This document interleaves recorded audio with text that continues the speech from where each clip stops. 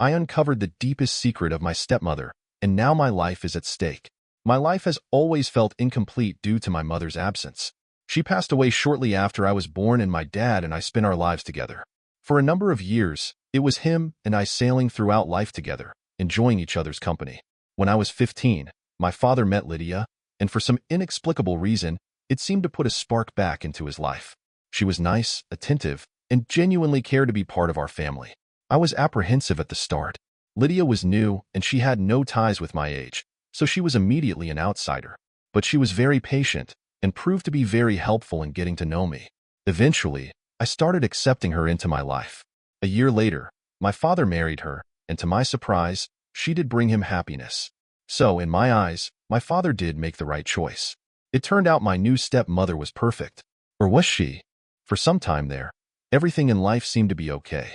Lydia was caring and always made an effort to ensure that my needs were sufficiently met. She participated in my school projects, engaged with my interests, and was as helpful as she could be as a parental figure.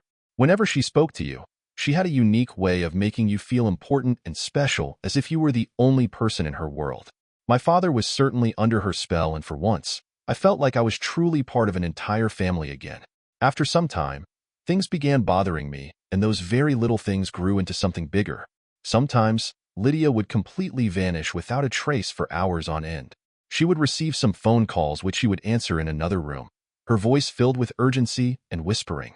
If I tried to inquire about some of the things such as her whereabouts or who she was talking to, she would simply smile, soft laugh while answering in vague statements. "It was just some errands for me. There's nothing for you to be worried about, darling," was how she would put it. Her words made complete sense, at least I wanted them to. I'd like to think that life with a family like this isn't some elaborate lie. I heavily wanted to believe in her words, but the way she was so evasive made me think otherwise. I simply couldn't help but feel that there was so much more to Lydia that she was willing to open up about. Those who have not subscribed to our channels, chances are you might never come across it. But for those who have subscribed, well done. You will forever have access to more of the exciting stories, and whenever you want to watch and listen is when you can do so. It was one day after school when I attended my biology class and came home much earlier than usual. Motivated by my desire to recover my biology textbook, I briskly walked home. When I entered, I thought the house was a bit quiet. Well, during this time Lydia would regularly be home, but not today. It seems like no one was home. I called out to her, but all I got was silence. Walking through the house, I passed by her office door and it was open slightly. Lydia was very private about her office space. It was assumed that this area was completely out of bounds. But today, for some reason, the door was ajar. I absolutely had to look through the door. I didn't want to, but there was something that propelled me into that room. Once I pushed the door, I started feeling chills. The walls in the room had very dim lighting, and the desk was messy. Papers were lying all over. The far wall had a big corkboard that was filled with notes, photographs, and documents. As I approached the desk, I noticed an open folder nearby. The contents shocked me the most. Within it were what seemed to be a legal heterogeneous collection of documents. Legal papers, medical reports, and what looked like a compilation of pictures of numerous people. Some of them had red ink over them, while others had small notes next to them. Turning the pages made my heart race harder. Then I came across something that shocked me to my stomach. In the larger collection of images, I found one of my father's. He looked normal, happy even, but underneath the photograph were a note being Subject Phase 1. Complete, written in Lydia's handwriting. Right next to him, there was a note on my photo, Phase 2, in progress. Questions such as why she was cataloging us and what each of the photographs meant started buzzing my mind and sent me into panic. There was not a single question in mind which I had that would provide ease. I kept on going through the pages trying to unearth anything that made sense. Finally, I came across a document that guided how my father's assets would be divided among his children, which were headlined with the massive red letters Lydia, the sole beneficiary of the life insurance policy. It was all starting to make sense. From stepmother to manipulator, everything fit. I always accepted Lydia's kindness, but her calculated plan was far more sinister, controlling us through manipulation. But it did leave me wondering, how sinister was her control? And what was the extent of her manipulative tactics? Came a thump from the bottom ears, and with this I knew Lydia was back. The sudden surge of panic crippled me, and I knew I had to start moving. I wasn't exactly in my best shape considering the documents, and rather bluntly, I stuffed them in my bag, forcing myself out of the room. The heart thumping against my chest became all too real. She managed to try and control me without me even realizing, and I mentally moved out whilst in my best shape. As I heard footsteps coming up the stairs, I rushed to my bedroom and shut the door in a fraction of a second, sealing it before panic transformed into full-fledged chaos. I was restless for the next few days, during which I was unable to eat or sleep. I broke out into a cold sweat every time Lydia glared at me or spoke to me. Did she have a plan? Was she aware that I had looked through her office? It was a challenge to try appearing normal, and I largely failed to do so. The messages from the documents that read, Phase 2, in progress, haunted my mind each time I saw her smile at me or we sat for dinner together. What was her endgame? What were the documents terming me to be? My father was completely head over heels in love with her. There was no way I could approach him. If I tried explaining the new loving wife he had brought home, to Lydia she would deny everything. She was far too cunning and persuasive. I, being a mere teenager, would not have any credibility against the caring wife who was bringing joy to my father's life. However, it was clear that I must take some action. I could not remain a passive observer, waiting for her scheme to play out. So, I started to collect my own evidence, slowly and carefully. From my friend, I borrowed a digital camera that I used to capture documents in Lydia's office when she was away. I made duplicates of everything I could get, which included bank statements, insurance documents, anything that proved her supremacy over our lives. One night while Lydia went on one of her enigmatic trips, I decided to snoop her personal folders on her computer. What I discovered was shocking, to say the least. There were emails with unfamiliar senders talking about progress and targets, an elaborate spreadsheet of assets under my father's name, and a document that contained a payout, final phase. It was not easy to comprehend, but it seemed threatening. Termination and asset liquidation are some of the notable terms that stood out. My hands were shaking from the anxiety of being caught as I transferred the files to a USB drive. I was putting myself in a very risky position, but if I intended to expose her, I had no other choice but to obtain proof. Upon finishing my task, I heard the front door opening.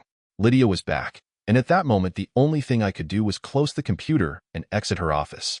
With her usual warm smile, she glanced at me and walked into the room with a smile, but all I could see was a darkness behind that innocent, smiling face of her. The fear that had ruled my life for so long had become debilitating. It was clear I needed to speak to Lydia directly, but I could not allow her to have any chance of working out of it. It would be essential to have a witness, someone who cared enough about the truth and would be willing to protect both me and my father. This is why I decided to get in touch with Detective Harris, an old accelerator of an acquaintance of my mother who used to visit our house every now and then. I went ahead and told him all of my findings and showed him the proofs. His initial reaction was that of suspicion, but the more he sifted through the documents and emails, the more grim he looked. "This is serious," he said. "If what you're saying is true, we need to be extra careful. It is rather obvious that Lydia has been plotting something for quite some time now." We put a plan in motion. Harris would remain in the vicinity while I discussed matters with Lydia, so that he could intervene should the situation take a turn for the worst. We settled on a day with my father was going to be out of the house, when I was sure that it would just be Lydia and myself. As the day drew closer, I could feel the anxiety grow and my stomach twist. At the designated time, I made my entrance into the lounge where Lydia was sitting with a book, and for some reason her whole demeanor irked me. However, when she saw me coming in, she smiled at me, which seemed very friendly. "You all right?" she asked. I took a breath to calm my nerves. "No, Lydia," I replied shakily. "Everything is not all right." She set down the book she was previously reading and narrowed her gaze at me. "What do you mean?" "I understand your actions," I more or less shouted. "I know about the documents, the plans you have for my father and for me." Her facial expression remained neutral, but slowly a smile appeared on her face. Albeit, it wasn't the warm smile she normally wore. It was the opposite, cold and calculating. "I see," she replied softly. "You've been going through my things." Forcing out words filled with anger, I yelled, "You are planning to hurt us. You tricked your way into our lives for greed, for control. But me and my father are the ones in control now." The gentle look on her face was replaced by a dark gaze that revealed to me how cold her heart actually was. How manipulative. "You have no idea what you are talking about." Standing up from a sitting position, she said, "You think you can stop me? You are just a child." As she moved closer towards me, I felt a mix of fear and anger rise within me. I instinctively took a step backwards. As the record shows, she has always been behind families with weak foundations. She managed to penetrate into their lives with the intent of undermining and decimating their assets, thus single-handedly profiting. My father wasn't the only one she had swindled. She is just part of a bigger network that exploits legal loopholes. Thankfully for us, we're not retrieving her from her final scheme. She was unlatched that day, her curses exposed for everyone to witness. The investigation had shown that parallel industries were operating to swindle people out of their valuables. My father was heartbroken when he learned the truth. The entire time, he loved Lydia and believed in her goodness. The truth that he had been nothing more than a pawn in her nefarious games shattered him. Regardless, what mattered was that we were safe now. The court proceedings drained me. Lydia feigned victimization, claiming that I had misinterpreted everything and that she was in fact innocent. But her performance was nothing more than a show with no substance. She was sentenced to an extensive prison term because, with the help of Detective Harris, the case against her was overwhelming.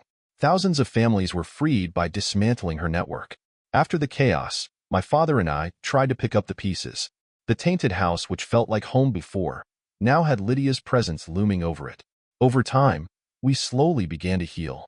I set out to college and began pursuing my dreams with fervor.